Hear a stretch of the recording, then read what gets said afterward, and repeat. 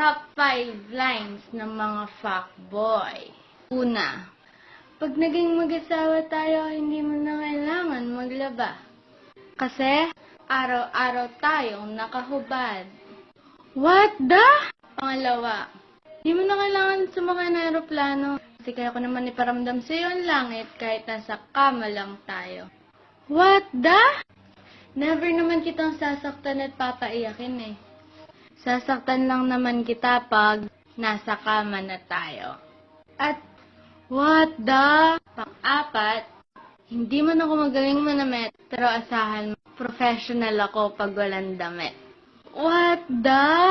Pang-lima, ako na bahala sa galaw, basta ikaw na bahala sa hiyaw.